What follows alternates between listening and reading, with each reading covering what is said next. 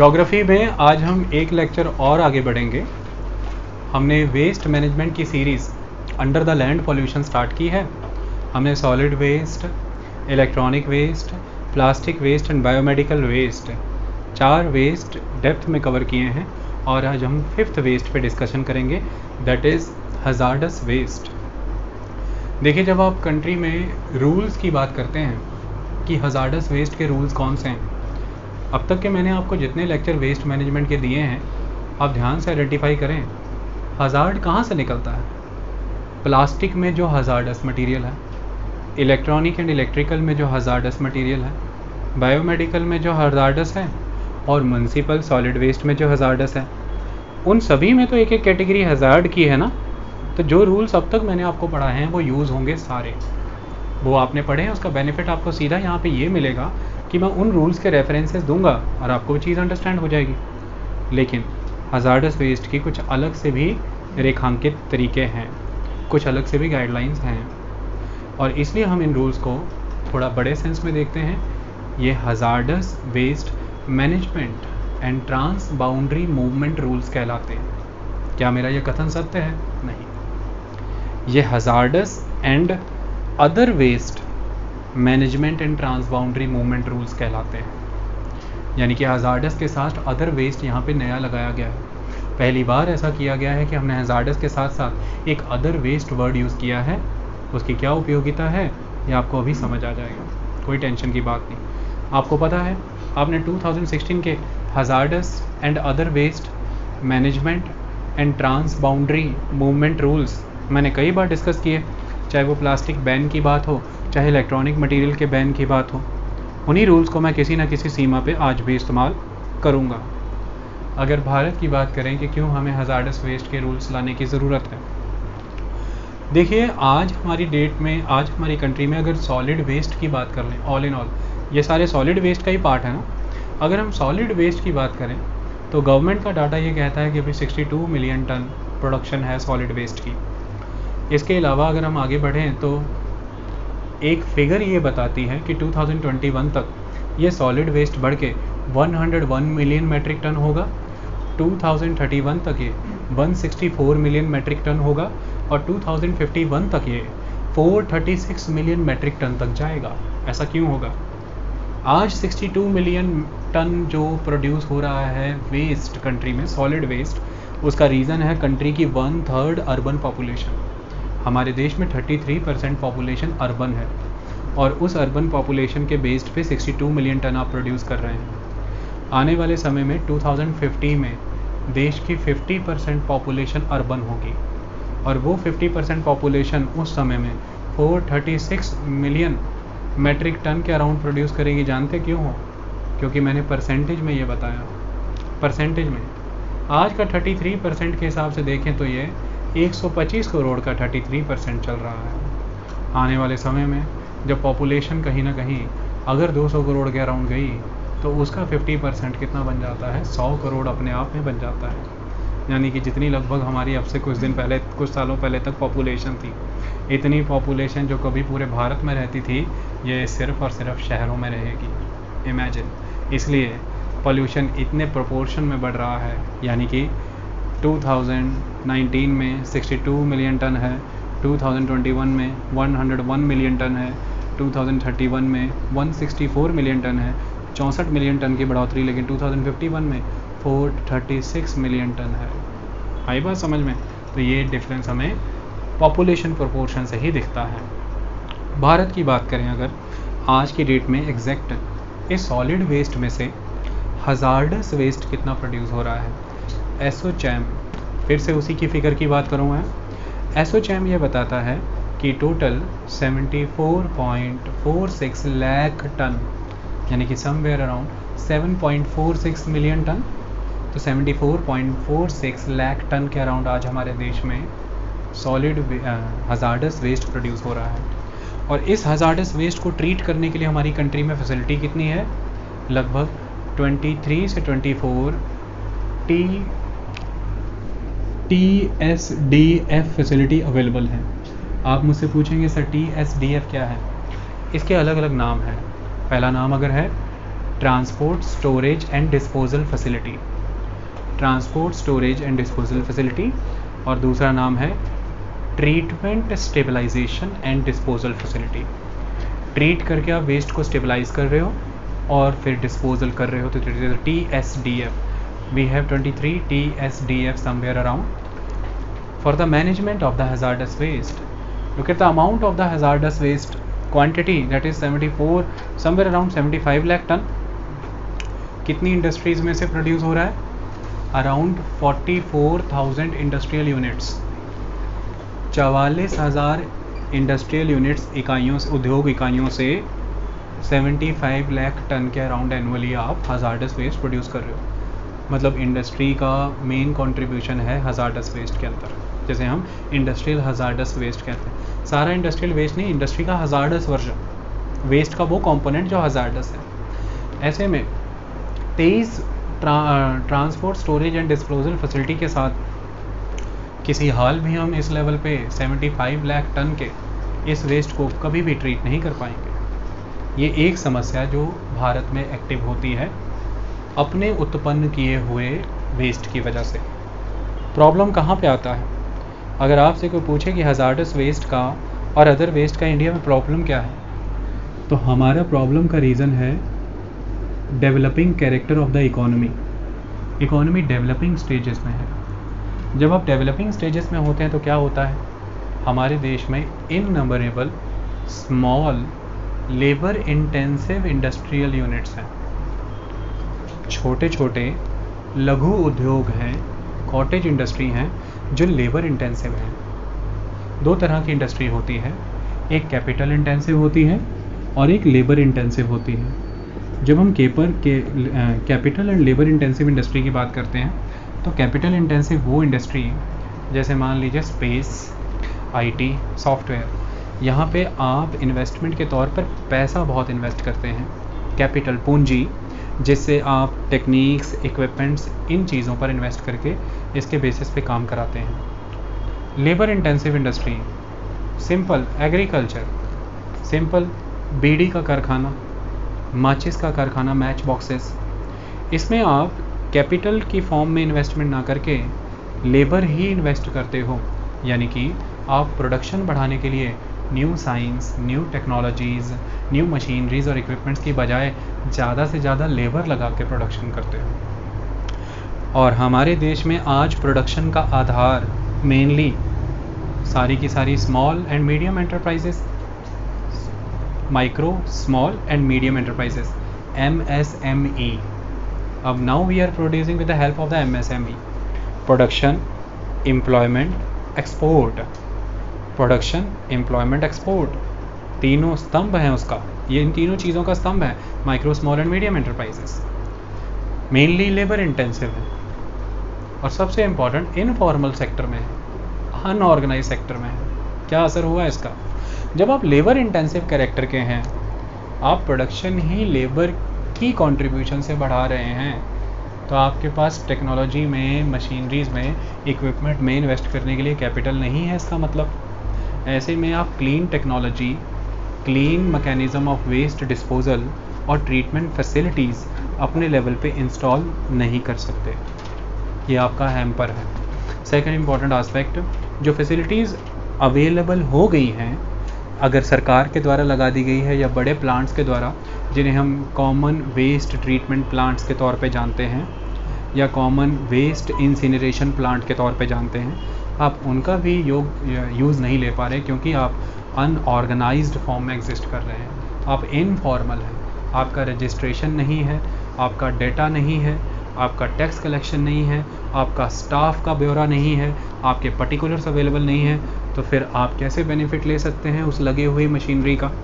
इन दो चीज़ों के कारण से हो ये रहा है कि मैक्सिमम वेस्ट अगर हम देखें तो इस वे में डिस्पोज नहीं हो पा रहा जो यहाँ से जनरेट हो रहा है। डेवलपिंग कंट्री होने के नाते हमें ये कीमत एक भरनी पड़ती है, सरकार भी इन्हें टच नहीं करती।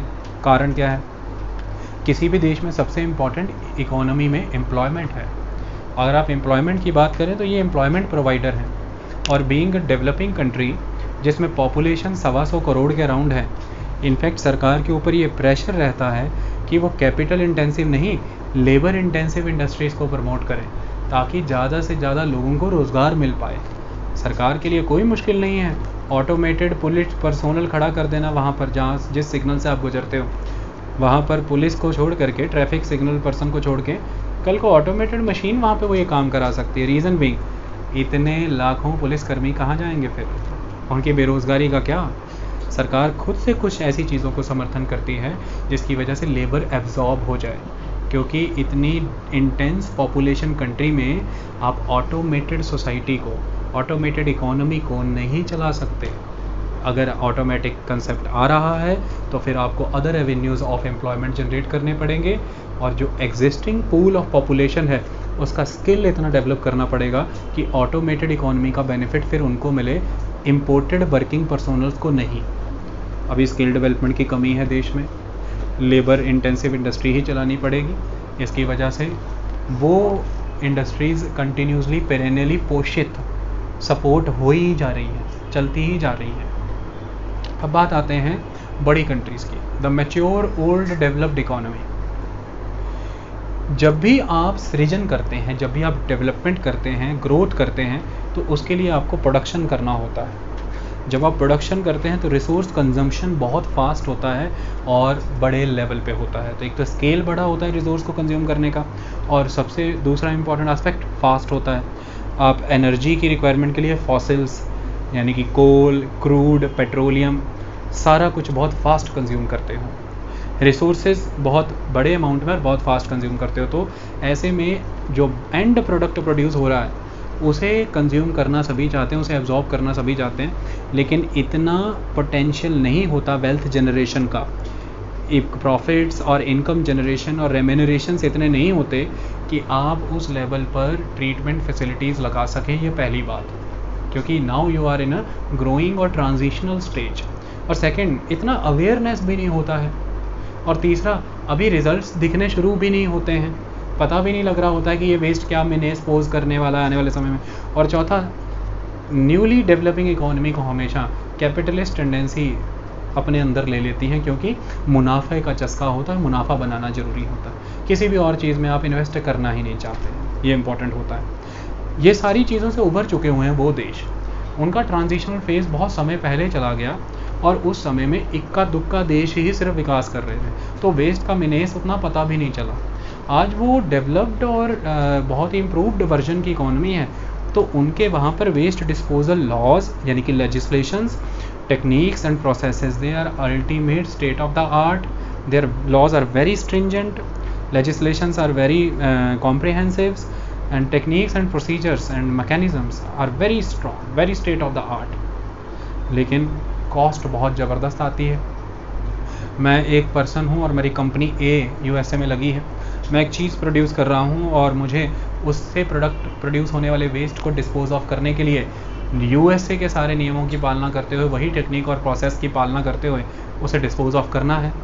ऐसे में मेरा प्रोडक्शन कॉस्ट बहुत बढ़ जाता है, जिसकी वजह से मेरे प्रॉफिट्स हैम्पर होते हैं। लेकिन under the world trade organisation system WTO there is a concept जिसमें हम ग्लोबलाइजेशन का पार्ट बन रहे हैं तेज़ी से, और ग्लोबलाइजेशन कहता है कि there should be free movements of goods, services, resources and the people.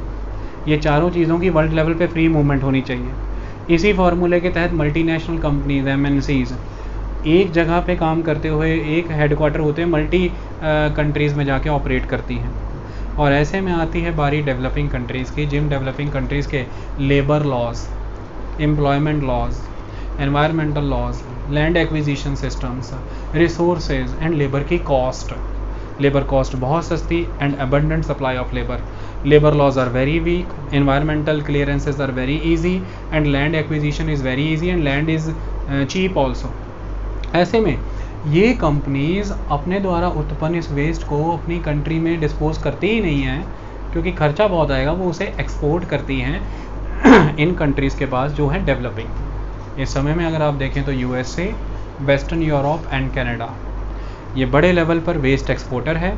Pakistan, India, China, Bangladesh and Malaysia ये बड़े लेवल पर वेस्ट एब्जॉर्बर है, इम्पोर्टर है। वहाँ से सारा वेस्ट इन कंट्रीज़ में आ रहा है।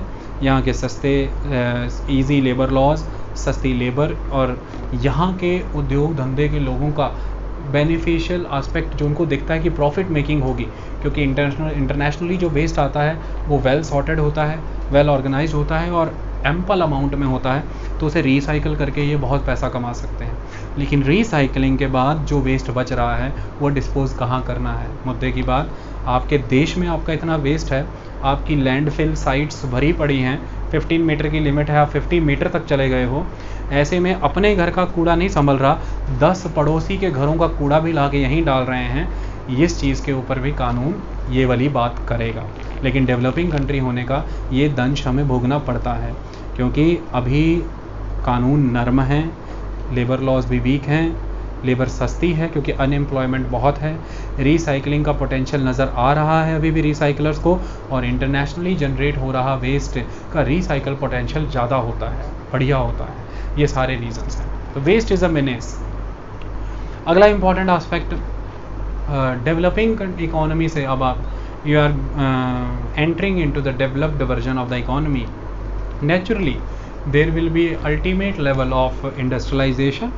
If there will be industrialization, there will be high level shift of population from the agriculture economy to the primary sector to the secondary sector, that is in the industrial sector.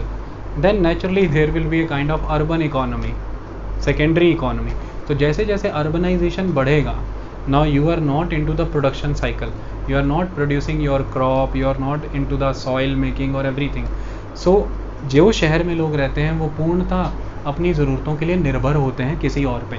निर्भर किस पे हैं? जो producer है, किसान है, चाहे fruits हैं, वेजिटेबल्स हैं, फार्म क्रॉप्स हैं, चाहे आपकी इंडस्ट्री के लिए रॉ मटेरियल है, एनीथिंग, चाहे फॉरेस्ट प्रोडक्ट है, you are completely dependent. You are in this room and you are completely dependent on the timber produced by the forest. तो आप फॉरेस्ट की टिम्बर पे निर्भर करते हैं, फॉरेस्ट से आ रहे कोल पे निर्भर करते हैं, फॉरेस्ट से आ रहे मेटल्स पर निर्भर करते हैं, तभी आपकी इंडस्ट्री चलती है। तो अर्बन सोसाइटी बड़े लेवल पर कंज्यूमरिस्ट सोसाइटी होती है, ये कंज्यूम करती है, हर चीज़ को कंज्यूम करती है, इसलिए they are a kind of consumers. तो जैसे जैसे इंडस्ट्रियलाइजेशन बढ़ेगा, आप रिसोर्स कन्वर्जन करेंगे फाइनल प्रोडक्ट्स में, वैसे वैसे एक अर्बन कम्युनिटी इंक्रीज़ होगी जिसमें कंज्यूमरिज्म का कंसेप्ट बहुत स्ट्रॉन्ग है। और जैसे जैसे कंज्यूमरिज्म बढ़ेगा, कैपिटल एक्यूमुलेशन यानी कि संपत्ति का संग्रह, संपत्ति का संचित करना, ये बढ़ेगा और ये स्टेटस सिंबल में आएगा। देन आप बहुत फास्ट रिसोर्सेज कंज्यूम करते हो, जैसे मोबाइल है, गाड़ियाँ हैं, एयर कंडीशन है, घर है, हर 1-2 साल पे बदले जा रहे हैं, रेनोवेशंस हो रही हैं, बिकॉज उपभोगवादी समाज है, कंज्यूमरिस्ट सोसाइटी है। ये भी डेवलपिंग से डेवलप्ड तक जाने का एक नमूना होता है, जिसकी वजह से वेस्ट जनरेशन एक लॉजिकल डिमांड की वजह से नहीं है, एक ऐसी भी डिमांड है जो कंज्यूमरिज्म के थॉट से उत्पन्न हुई है, उसकी वजह से क्रिएट हो रहा है। सबसे इम्पॉर्टेंट एस्पेक्ट है कि फिर डेवलपिंग इकोनॉमी होने के नाते ही सरकार के पास आज भी बुनियादी सुविधाएं प्रोवाइड करने के भी रिसोर्सेज कम पड़ जा रहे हैं, जैसे रोटी, कपड़ा, मकान, शिक्षा, हेल्थ, बिजली। इन चीज़ों के आगे जा कर के फिर गवर्नमेंट के पास भी रिसोर्सेज इतने नहीं होते कि वो इस तरह के प्रोग्रेसिव अप्रोच पे फोकस करे, यानी कि वेस्ट मैनेजमेंट, वेस्ट डिस्पोजल। तो यहाँ पे फंड का lack, finance lack, infrastructure lack, will and awareness का लैक, स्किल्स का लैक, सेफ्टी का लैक, स्टैंडर्ड का लैक, और इन सारे लैक से जो उत्पन्न होता है वो है devastation. So waste nowadays in a developing country the kind of devastation for the society. और ये आने वाले समय में ऐसा हो जाएगा कि लगभग $13 बिलियन के अराउंड तो आपका इन्वेस्टमेंट वेस्ट मैनेजमेंट में जाएगा। क्या लाभ है उस चीज़ का? आपने 100 रुपये कमाया और 60 रुपये आपने उस 100 रुपये को कमाने के चक्कर में जो नुकसान था उस पर लगा दिया, बचा तो 40 रुपये के। इसलिए ये समझाया जाता है कि सस्टेनेबल डेवलपमेंट करिए, कंज्यूम करिए, प्रोडक्शन करिए, रिसोर्स यूटिलाइजेशन करिए। इस बात का ध्यान रखिए कि इतनी मेहनत करके कहीं एंड प्रोडक्ट अचीव करने की वजह से उससे जनरेटेड वेल्थ का 50 to 60% हिस्सा जो नेगेटिव कॉन्सिक्वेंसेस क्रिएट हुए हैं कहीं उन्हें टैप करने में न चला जाए। At the end productive value, net value जो बची वो 40 to 45% ही बचेगी। फ़ायदा क्या हुआ? आपने रिसोर्स लॉस कर दिया। आई बात समझ में? So we need new technologies, new processes, mechanism, a new attitude, a new belongingness to the society, to the world and to the biological life beyond from the humans. आपको जीव जंतु मछलियों का भी सोचना है, सारा शहर का गंद इकट्ठा करके समुद्र में भी नहीं डालना है। स्वयं को बचाना है तो उन जीवों को भी बचाना होगा। ओके, इसी चीज़ पर धारणा पर आधारित आज का लेक्चर जो चल रहा है उसका मेन एस्पेक्ट है कि हज़ार्ड क्या है। और मैं आपको हज़ार्ड जस्टिफाई करूँगा तभी आपको सारा कंसेप्ट समझ में आएगा। ओके, फिर आप आइडेंटिफाई कर पाएंगे कि ये वेस्ट बाकी वेस्ट से इतना डिफरेंट क्यों कहला रहा है, क्योंकि ये एक तरह का हज़ार्ड वेस्ट के तौर पे जाना जाता है। अब सवाल ये उठता है कि हज़ार्डस चीज़ें कौन सी होती हैं। हज़ार्डस आइटम्स की अपनी कुछ कैरेक्टरिस्टिक्स होती हैं। अगर हम उन कैरेक्टर्स को पढ़ लें तो हज़ार्ड क्लियर हो जाएगा। कौन कौन सी कौन कौन से कैरेक्टर्स होते हैं इनके। सबसे पहला एस्पेक्ट इग्निशन। देखिए, ध्यान से देखिए, जो भी आइटम 60 डिग्री सेल्सियस पर आपको फ्लैश पॉइंट प्रोवाइड कर दे, 60 डिग्री सेल्सियस पे फ्लैश पॉइंट प्रोवाइड करे, यानी कि फ्लैश माने जलने की प्रक्रिया एग्जीक्यूट कर दे और फायर विगरसली फैल जाए बड़े स्केल पर, उस मटेरियल को हम कहते हैं कि इग्नाइटेबल है। सेकंड इम्पॉर्टेंट एस्पेक्ट, इसी में कुछ मटेरियल ऐसे भी आते हैं जो टेम्परेचर और प्रेशर बढ़ने की वजह से बहुत लार्ज स्केल पर भी फायर को कैच करते हैं और डिवास्टेशन क्रिएट करते हैं अपने सराउंडिंग मटेरियल में, जिसके अंदर वेस्ट गन पाउडर आ जाता है। तो कुल मिलाकर के ये सारा का सारा मटेरियल ज्वलनशील क्रिया से जुड़ा हुआ है। आप इसे इग्नाइटेबल की जगह इनफ्लेमेबल भी कह सकते हैं। इनफ्लेमेबल मटेरियल अलग अलग कैटेगरीज में आता है। मुद्दे की बात यह है कि कई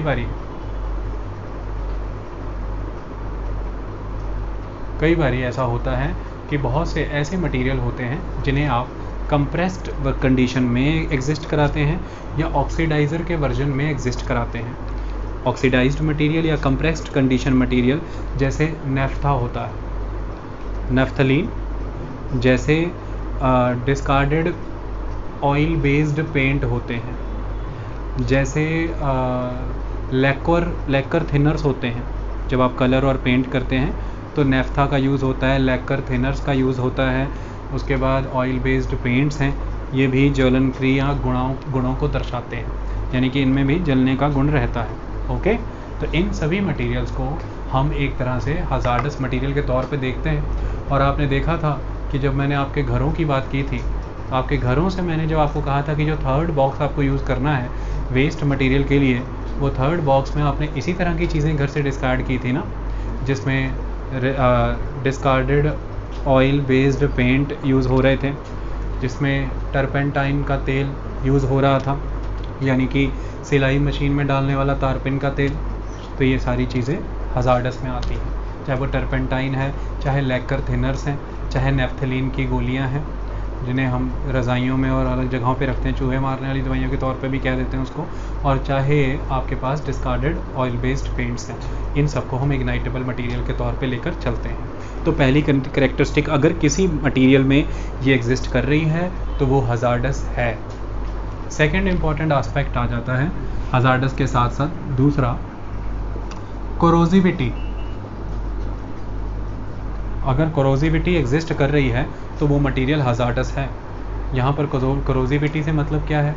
देखिए, बहुत से ऐसे मटेरियल्स होते हैं जो वाटर के साथ रिएक्ट कर जाते हैं, या दूसरा यहाँ पर अगर मैं एस्पेक्ट कहूँ तो वाटर यानी कि लिक्विड का pH level is very important. बहुत से ऐसे सब्सटेंसेस हैं जिनका पीएच लेवल वेरी करने के साथ वो मटेरियल को कोरोड करना शुरू कर देते हैं, यानी कि पीएच लेवल 2 या 2 से कम, पीएच लेवल 12.5 या उससे ज़्यादा, पीएच लेवल 2 या 2 से कम, पीएच लेवल 12.5 या उससे ज़्यादा है तो वो मटेरियल एक तरह से कोरोसिव है। जैसे अगर आप बात करें तो सोडियम हाइड्रोक्साइड की अगर हम बात करें तो उसका पीएच लेवल 12.5 से अधिक होगा, क्योंकि वो hydroxide variation, it is a kind of alkaline क्षारीय सब्सटेंस है, इसलिए उसे हम आज की डेट में इंडस्ट्रीज़ में as a caustic solution use करते हैं मशीन्स की ग्रीस को रिमूव करने के लिए। वो एक तरह का डी ग्रीसिंग एलिमेंट है, मटेरियल है। ग्रीस अगर लगी हुई है कॉस्टिक सोल्यूशन यूज़ करिए, सोडियम हाइड्रोक्साइड रिमूव हो जाएगा।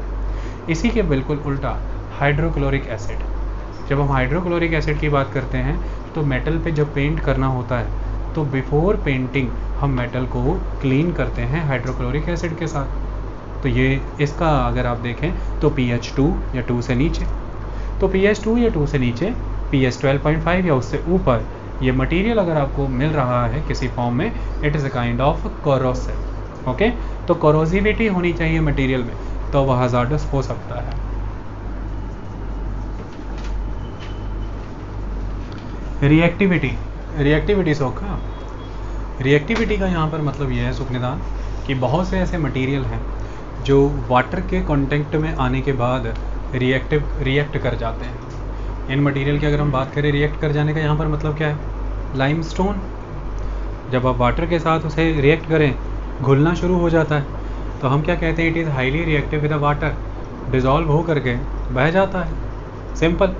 तो इस तरह से कोई भी मटेरियल जो पानी के साथ घुल करके कई तरह के स्मोक्स या कई तरह के और केमिकल चेंजेस इंड्यूस करता है, उस मटेरियल को हम हजार्डस कहते हैं, वो एक तरह का रिएक्टिविटी है। इसी में एक दूसरा कंसेप्ट आता है कि कुछ ऐसे मटेरियल हैं जो चिंगारी को या फिर हाई हीट को, अगर गर्मी हो रखी है या कोई चिंगारी या फायर उत्पन्न हो रही है, उसके प्रति बहुत रिएक्टिव होते हैं। उसको देख करके बहुत जल्दी, जैसे कि गैस का सिलेंडर जा रहा है, पेट्रोलियम प्रोडक्ट कोई जा रहा है, उस पर लिखा होता है ना बड़ा बड़ा हाईली इन्फ्लेमेबल सब्सटेंस, तो they are kind of hazard. इसको हम रिएक्टिविटी के सीरीज़ में रिएक्टिविटी के लेवल पे रख के चलते हैं, तो ये materials are hazard. Toxicity, so toxicity is very important. Toxicity दो होती हैं, ecotoxicity and delay toxicity. Toxicity का मतलब किसी भी मटेरियल को अगर आप एक लिमिट से ज़्यादा एक्सपोज हो रहे हैं तो वो आपकी स्किन, ब्रेथ, फूड और किसी वेक्टर के थ्रू, यानी कि चमड़े के कांटेक्ट में आने के बाद किसी जानवर के या किसी फ्लाई या मॉस्किटो या किसी के भी द्वारा काटने पर, किसी तरह से कंटेमिनेटेड फूड के वाया इंटेस्टाइनल और या फिर वाया द ब्रेथ, किसी भी माध्यम से अगर आप लंबे समय तक उस चीज़ को एक्सपोज हो रहे हो और वो चीज़ आपके अंदर किसी तरह के physical, chemical, biological problems create कर रही है, तो that aspect is a kind of toxically hazard for you. अब इसमें अगर हम देखें तो दो तरह की चीज़ें आती हैं कि इकोटॉक्सिक आता है, कि डिले टॉक्सिक आता है। इकोटॉक्सिक क्या है? इकोटॉक्सिक वो है जिसमें इम्पैक्ट या तो इमीडिएट दिखेगा या फिर इम्पैक्ट डिले वर्जन में दिखेगा। उदाहरण के तौर पे एजेंट ऑरेंज जो यूज़ किया था अमेरिका ने वियतनाम पे, वो टॉक्सिक था, इकोटॉक्सिक था और उसका इमीडिएट इम्पैक्ट दिखा।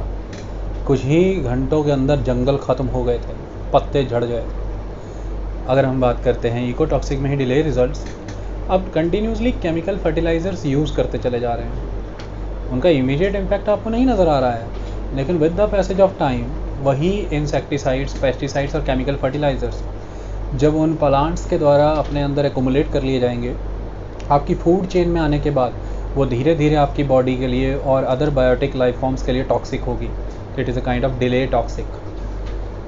इसी में अगर अगला मैं वर्जन देखूं तो exclusively delay toxic version is the fertilisers, क्योंकि ये बायोमैग्निफिकेशन को सपोर्ट करते हैं। ओके, तो टॉक्सिसिटी के लेवल पर ये सारी चीज़ें एग्जिस्ट करती हैं।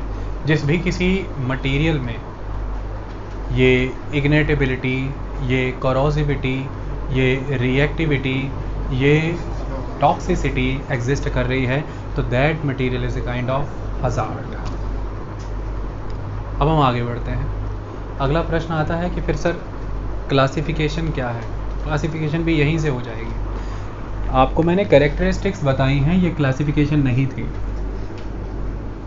ध्यान रखें, मैं क्लासिफिकेशन में रेडियो एक्टिव मटीरियल बोलूँगा, लेकिन इंडिया की हजार्डस वेस्ट मैनेजमेंट डेफिनेशन के अकॉर्डिंग हजार्डस वेस्ट कोई भी वो हजार्ड है जो इग्नाइटेबल है, इनफ्लेमेबल है, कोरोसिव है, रिएक्टिव है, टॉक्सिक है, except radioactive and household waste.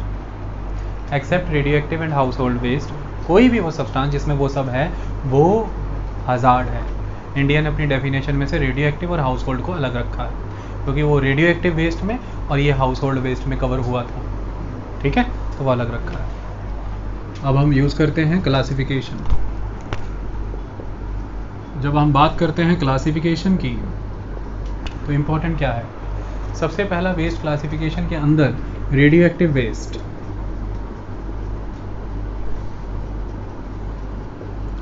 Radioactive waste की बात अगर करें कुणाल, मतलब क्या है, एक मटेरियल यहाँ पर है, इसको कांटेक्ट में आने की ज़रूरत ही नहीं आपके साथ, ये रेडिएशंस एमिट करता है और इन्हीं रेडिएशंस के माध्यम से ये जिस मीडियम से गुज़र रहा है, यानी कि ये एटमॉस्फेयर, मतलब कि गैसेस, ये उन्हें आयोनाइज कर देता है। यानी कि कोई भी सब्सटेंस जो अपनी बॉडी से एमिट हो रही रेडिएशंस के माध्यम से इस गैसियस एटमॉस्फेयर को आयोनाइज करने का दम रखता है, उसे हम रेडियो एक्टिव मटीरियल कहते हैं। और इस आयोनाइजेशन के माध्यम से जो केमिकल, फिज़िकल या बायोलॉजिकल कैरेक्टर्स इस लेवल पर चेंज हो जाएं कि आपको नुकसान पहुंचने लगे, तो ये रेडियो एक्टिव हज़ार्ड हो जाता है। सिंपल सा एस्पेक्ट है, आप हॉस्पिटल्स में जाते हैं, वहाँ पे रेडियो हज़ार्ड का बोर्ड लगा होता है, बड़ा सा येलो कलर का। आप एक्सरे करा रहे हैं, MRIs करा रहे हैं, इलेक्ट्रोमैग्नेटिक वेव्स यूज़ हो रही हैं, रेडियोस प्रोसेस यूज़ हो रहे हैं, ये सारे के सारे जो एक जगह से दूसरी जगह तक ट्रांसमिट हो जाती हैं रेडिएशंस, तो उनका एक्सपोजर ज़्यादा देर तक नहीं। एक्सरे क्या हो जाता है, इट इज़ आयोनाइजेशन प्रोसेस ना, तभी तो आपको कहते हैं ना गले में चेन, मेटल कुछ पहनना नहीं, क्योंकि रिएक्ट कर गया तो चेन के साथ ही आपका उतना हिस्सा पक किधर जाएगा आप इमेजिन भी नहीं कर सकते। एक्सरे जो सन से निकलने वाली रेज, कैन यू इमेजिन ना, गामा रेज, एक्स रेज, और उसके बाद आती है visible light rays, you can imagine very well the band width. तो वो एक्सरे के आयोनाइजेशन के माध्यम से भगवान ने ये कृपा की है कि हड्डियों में मेटल कंटेंट उस लेवल पे नहीं रहता, तो आयोनाइजेशन के माध्यम से हमारी हड्डियों का इमेज आ जाता है। तो इस वजह से वो रेडियो एक्टिव हज़ार्ड के तौर पर ये चीज़ें जानी जाती हैं। कैसे आप इन्हें देखते हैं, radioactive hazard is a very detrimental hazard. Why, इनका स्टे टाइम बहुत लंबा है, स्टे पीरियड। अब अगर आप पूछें कि सर ये कितने समय तक रहते हैं, तो मैं आपसे यही कहूँगा कि ये अपनी आधी से दुगनी उम्र तक रहते हैं। मतलब हम हाफ लाइफ साइकिल की बात करते हैं। हाफ लाइफ साइकिल क्या है, किसी भी एक मटेरियल का जो रेडिएशन एमिट करने का पीरियड है, उस पीरियड का हाफ साइकिल, जिस समय में वो पूर्ण रूप से ख़त्म होगा उसका आधा साइकिल। यूरेनियम 232 की बात करें, उसका हाफ लाइफ साइकिल 72 ईयर्स है। यूरेनियम 236 की बात करें तो उसका हाफ लाइफ साइकिल 2,34,20,000 ईयर्स है। इतने लंबे समय तक उसका हाफ लाइफ साइकिल है। That's why it is very detrimental uranium 236। इसलिए यूरेनियम एनरिचमेंट से डरती हैं कंट्रीज़, इसलिए अमेरिका को टेंशन पड़ी रहती है ना। तो इस वजह से घबराता है, क्योंकि एक बार जब ये आएगा वेस्ट जाएगा नहीं। हाफ लाइफ साइकिल ही बहुत ख़तरनाक है। कहाँ से उत्पन्न होता है, बहुत इजी है, स्कूल, कॉलेज, यूनिवर्सिटीज़। अब आपको रेडियोलॉजी का डिग्री करना है, आप एक हॉस्पिटल में अपनी मशीन लगाना चाहते हैं, पहले पढ़ोगे ना उसे, कॉलेज, स्कूल, यूनिवर्सिटी में जाके पढ़ोगे ना, कि सीधा हॉस्पिटल में जाके बैठ जाओगे और पेशेंट को कहोगे मैंने पढ़ा नहीं वेस्ट के डर से, सीधा तुम ही पे करूँगा सब कुछ। पहले बेटा पढ़ना पड़ेगा, तो जहाँ पढ़ोगे पहले वहाँ पे नहीं वेस्ट होगा, वहाँ पे पहले वेस्ट होगा। इसलिए लिखा हो स्कूल, कॉलेज, यूनिवर्सिटी, तो आ ना जाना मेरे पास कि सर ये क्या लिखा हुआ है, स्कूल कॉलेज में कहाँ है। अगला फिर हॉस्पिटल में, अगला फिर कहोगे इंडस्ट्री में, सर कहाँ से, अरे इंडस्ट्री में बड़ा प्रोसेस रेडियो वेव्स के माध्यम से होता है यार। मेटल, केमिकल, पानी से चांदी निकालना, वो केमिकल जो फोटोग्राफी में यूज़ होता है, उसमें यूज़ होता है रेडिएशंस का। शेप्स देना रेडिएशंस का। आजकल तो आपकी जीन में ये जो रगड़ कंटेंट आता है, ये भी लेज़र से आता है। तो आज लेज़र, रेडिएशंस, ये बड़े लेवल पर इंडस्ट्री में यूज़ हो रही है। तो कुल मिलाकर के अगर लास्ट और सबसे मेन, तो दैट इज़ हॉस्पिटल्स। ये सारे इसके सोर्सेज हैं जहाँ से ये उत्पन्न हो रहा है। तो पहला क्लासिफिकेशन है रेडियो एक्टिव वेस्ट। अगला क्लासिफिकेशन आप कहेंगे कि सर फिर दूसरा कौन सा है हज़ार्डस वेस्ट के अंदर, तो second one is the chemical ना, केमिकल वेस्ट। केमिकल ही है तो जो नाश कर रहा है सबका। केमिकल अलग अलग कैटेगरी का, synthetic, organic, inorganic, acid, base, salt, ये सभी केमिकल्स की प्रक्रियाएं हैं। तो ये केमिकल्स आपको परेशान करते हैं, हैज़ार्डस हैं। आपके सामने ही कई तरह के केमिकल्स अवेलेबल हैं, organophosphates, organochlorines in the form of DDT, BHC, dieldrins, ये सब खेतों में यूज़ हो रहे हैं as a kind of insecticides. उसमें फंगीसाइड, हर्बिसाइड्स, पेस्टिसाइड्स, कुछ भी ले लीजिए, ये सब खेतों में यूज़ हो रहे हैं। तो agriculture, agro processing units, agro based industries में से ये कंट्रीब्यूट होते हैं हज़ार्डस वेस्ट। उसके बाद जितनी भी केमिकल इंडस्ट्रीज़ हैं, पेट्रोकेमिकल हैं, फर्टिलाइज़र्स हैं, पॉलीमर इंडस्ट्रीज़ हैं जिनमें सिंथेटिक पॉलीमर्स बनते हैं, उनसे कंट्रीब्यूट होते हैं। उसके बाद लेदर है, टेक्सटाइल है, उनसे कंट्रीब्यूट होते हैं। उसके बाद फ़ोटोग्राफी है, फिल्म मेकिंग है, फ़ोटो डेवलप करने के लिए जिस ट्रे में पुरानी फिल्मों में डालते हैं, लाल कमरे में घुस के हीरो कैसे फ़ोटो बना रहा है और एकदम से फ़ोटो बनती जाती है तो राज खुलता जाता है, वो वाला केमिकल जो बाद में सूखने के लिए डालता है ना, लाल कमरे वाला। बचपन से तमन्ना रह जाती कहीं कि इस लाल कमरे में जाना है, अब ऐसा नहीं होता। तो इस वजह से वो वाले सब वेस्ट, मतलब स्कूल, कॉलेज, यूनिवर्सिटी तो कभी भूलना ही नहीं। स्कूल जाती थी, कॉलेज में कभी गलती से घुस गई वो केमिस्ट्री लैब में और उसमें जाके ऐसे फ्लास्क में करती रहती थी, बीकर में पानी उबालती थी, केमिकल उबालती थी, लगता तो पानी, वो कभी उबला नहीं प्रॉपर, और उबला तो पता नहीं क्या हुआ। और वो जो लैब अटेंडेंट थे जिनको चलने की दिक्कत थी कि दूर तक जाने की बजाय वहीं पर अपना पूरा पीपा खाली कर देते थे ड्रेन में, ये जानते हुए भी कि ये केमिकल है, उस पानी के अंदर एग्जिस्ट कर रहे कीटाणुओं की ये क्या हालत करेगा कोई पता ही नहीं। तो बेटा बड़े बड़े गैलन उड़ेले गए हमारे देश में स्कूलों की, कॉलेज की लाइब्रेरियों से इन नालियों में, और उन्हीं नालियों का प्रमाण अब वही भोग रहे हैं, घुटने चल नहीं रहे और डायबिटीज़ का पता ही है आपको। तो कुल मिला करके ये सारी जगहों से कंट्रीब्यूट होता है क्या निखिल? Chemical waste.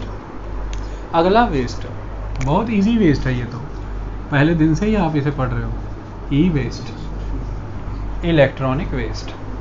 आप कहेंगे इलेक्ट्रॉनिक वाला वेस्ट क्यों? इलेक्ट्रॉनिक वेस्ट में प्लास्टिक है, इलेक्ट्रॉनिक वेस्ट में मरकरी बेस्ड मटेरियल यूज़ कर रहे हो आप। ये तो सरकार है जिसने आज उन बल्ब को भी वेस्ट में काउंट कर लिया जिनमें मरकरी होता था, ताकि आप लोगों की जान का नुकसान ना हो, तो उसे हज़ार्डस में डाल दिया। तो ये भी हज़ार्डस वेस्ट का पार्ट है। Cathode ray based tubes use हो रही हैं, कई सारे इलेक्ट्रॉनिक्स में बेंजीन का यूज़ होता है, कई सारे इंडस्ट्रियल प्रोसेसेस में हैवी मेटल्स यूज़ हो रहे हैं। लेड है, लेड ऑक्साइड, CRT स्क्रीन्स में लेड ऑक्साइड का यूज़ होता है, कैडमियम का यूज़ होता है, आर्सेनिक का यूज़ होता है, कॉपर का, जिंक का यूज़ होता है। ये सभी कौन है? Hazardous waste. तो कुल मिलाकर के इलेक्ट्रॉनिक मटेरियल में, चाहे आप बात रेयर अर्थ मेटल की कर लें, चाहे रेयर मेटल की कर लें, चाहे आप ग्लास की बात कर लें, चाहे आप गैल्वनाइज्ड मटेरियल की बात कर लें, एक समय पे बहुत ज़बरदस्त हज़ार्ड हो जाते हैं ये। और इलेक्ट्रॉनिक इंडस्ट्री ही तो दंस बनी हुई है इस समय, क्योंकि इनमें से मैक्सिमम हैवी मेटल्स निकलते हैं, और वो हैवी मेटल्स पानी में जा करके, जैसे ही वो पानी को चावल का पौधा खींचता है, चावल के पौधे के अंदर वही आर्सेनिक जाने के बाद जब आप उसे खा लेते हो, तो फिर आपके पैरों में और हाथों में क्या होता है? आप सबको पता है कौन सी डिजीज़ होती है? Black foot.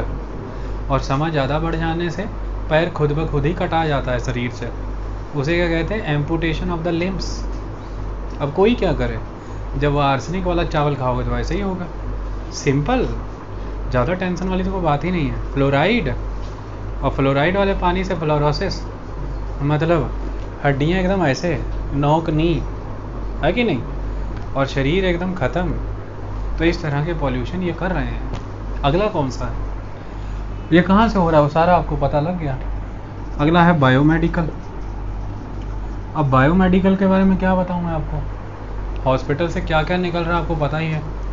वो सारे के सारे अंग जो नाश हो चुके थे, कैंसर से लबालब नोड, इतना बड़ा गठान शरीर से निकाल के बाहर चक, उसको आ करके कुत्ता खा गया। कुत्ते को क्या पता इसमें कैंसर था? कुत्ता खा रहा है, कुत्ते ने आगे जा करके संतानें उत्पन्न की हैं, और कुतिया के माध्यम से उन संतानों में भी वही सब घूम रहा है। धीरे धीरे वही कुत्ते मर गए, उन्हें बैक्टीरिया खा रहे हैं, बैक्टीरिया में वही सब है। धीरे धीरे वही सब मर आकर के खाद बन रहे हैं, खाद के माध्यम से पौधे, पौधे के माध्यम से फल, वही फल जो एप्पल मैंने अभी शाम को खाया, उसमें वही है। कुल मिलाकर के जानवरों के शरीर से निकले हुए, मनुष्य के शरीर से निकले जीवाश्म, यानी कि टिश्यूज़ की बात कर लें, ऑर्गन्स की बात कर लें, या फिर लिम्स की बात कर लें, एम्पुटेटेड मटेरियल की बात कर लें, या कंटेमिनेटेड ब्लड सैंपल की बात कर लें, या कंटेमिनेटेड सिरिंज की बात करें, या कंटेमिनेटेड स्कैल्पल की बात कर लें, तो कंटेमिनेटेड ही है सब कुछ। सीधा सीधा आप फेंक दे रहे हो तो सारा हज़ार्डस है। ये हज़ार्ड से बचना है। यह है बायोमेडिकल हज़ार्ड। और पता ही है कहाँ से आ रहा है आपको, हॉस्पिटल से आ रहा है। वो रिसर्च वर्क जहाँ पर बेंच पर लेटा करके भैंसियाँ के ऊपर एक्सपेरिमेंट हो रहा है, वो भैंस से निकला हुआ सारा पदार्थ, ये भी हज़ार्ड। और वो डायग्नोसिस लैब जिसमें पहली बार पता लगा था कि HIV है, उसने ब्लड लिया था उसी सिरिंज से, वो सिरिंज। तो डायग्नोसिस सेंटर, हॉस्पिटल और रिसर्च, और सीधा इनमें घुस के बैठ जाओगे। कॉलेज, स्कूल, यूनिवर्सिटी नहीं जाओगे क्या? स्कूल यूनिवर्सिटी वाले कैडोवर बॉडी नहीं देंगे काटाकुटी करने के लिए? अगर वहाँ पर कभी स्कैल्पल चला के काट के दिल नहीं निकाला है, ऑपरेशन थिएटर में क्या निकालो फिर? खुद ही सोच लो।